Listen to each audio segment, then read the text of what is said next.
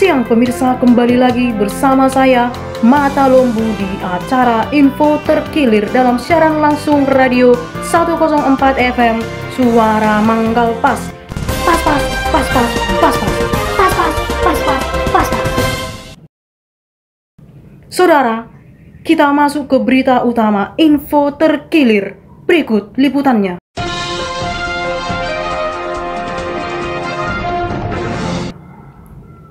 Gara-gara corona, seorang anak kos di Sumatera Utara inisial GWS diduga stres dan halu dan kaku seperti kayu yang layu sampai jadi abu yang kelabu di hari Rabu karena di rumah saja.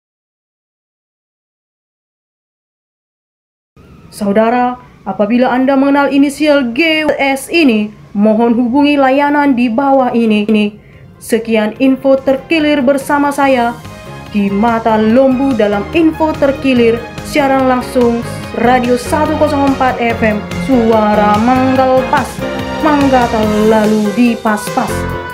Segenap kerabat yang bertugas mengucapkan terima kasih atas perhatiannya. Selamat siang.